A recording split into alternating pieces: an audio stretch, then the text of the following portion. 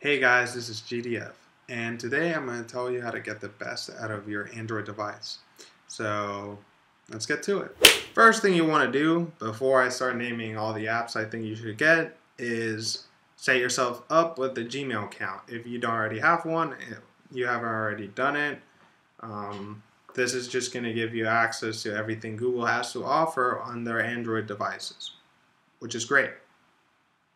But there's a lot more on the Play Store, and there's a lot more you can do. Now, before I get to naming apps, I am just going to say that all of them are available on the Play Store. I'm not naming anything that you can get from outside services, but if that's something you want to do, there's a lot of information out there on the internet. I'm really just not going to say anything that you can get from outside the Play Store because most of the time they're illegal and I don't want to get myself into problems. So without further ado, here's my list. Now, if you're anything like me and you love movies, then you probably have Netflix or Hulu. And if you don't, it's something you might want to consider, but you got to put money down for those. Luckily for those that are cheap and don't want to put any money, there's Crackle. Crackle is a streaming video service and it's backed by Sony.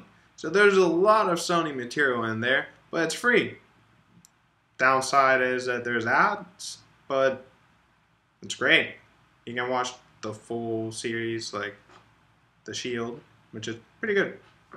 So Android phones and tablets seem to come with really bad keyboards. Like, really bad. I absolutely hate them. Luckily for you, there's SwiftKey, and it's amazing. It's downright creepy that it can predict everything so well. It basically knows what you're going to type before you know it. And it's great. Once you start using that, you're never going to go back. And you don't have to pay for it. There's a free version, and I honestly don't know the difference between the free and the paid version. So do yourself a favor, get yourself SwiftKey, and you'll see a great difference on your typing. If you're the type of person that really likes having all their information ready at hand across every device, then you probably already have some sort of cloud storage service.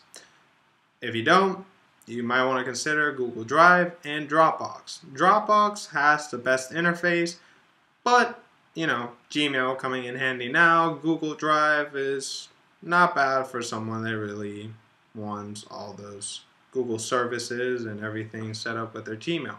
Now, if storage and size is a problem, then like me, you're going to want to use Mega.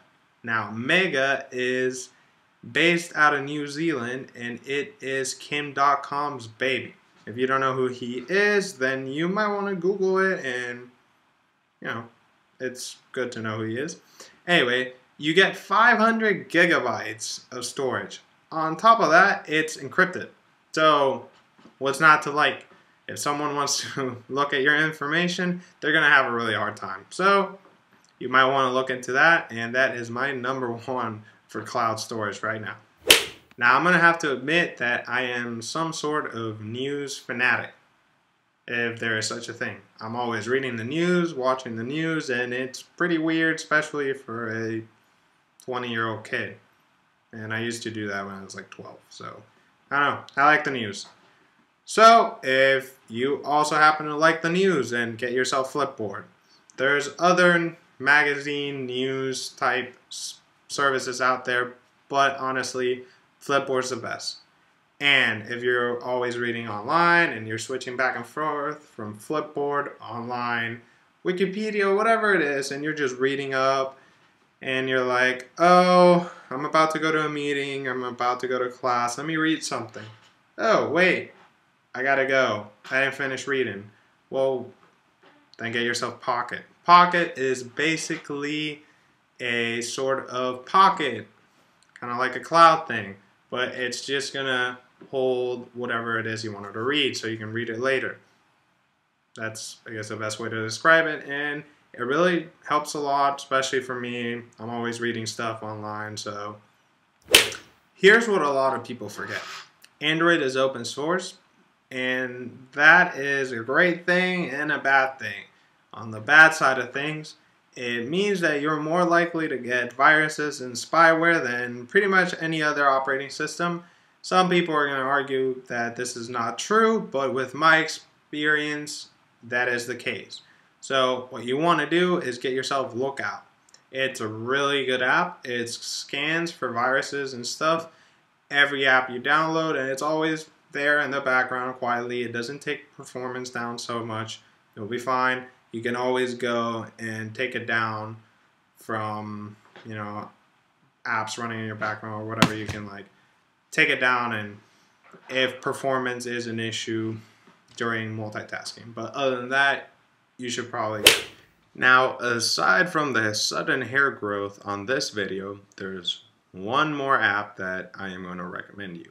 If you love taking notes, if you take notes not because you love it, but because you have to, if you have multiple devices, including laptop, whether it be Mac or Windows, or you have 3 different phones, I don't know, whatever you have, if it's multiple devices, then you might want to consider this right here, Evernote. Now, probably you know about it, maybe you don't. If you don't have it, if you've never used it, give it a try. It's amazing, and I have it right here on an iPhone, but also works for Android. And there's one thing on Android that is so much better than the iPhone, and that is handwriting. You can actually use stylus and write down. It doesn't matter what device you have. As far as I understand, it works perfectly fine. I've used it on Samsung Galaxy S4 and 5, and it's pretty good. And then with my Tegra Note 7, it works perfectly. So if that's the sort of thing you like, then get it. Now, I hope you guys enjoyed this video, and hopefully you found out about a couple apps that you didn't know about before.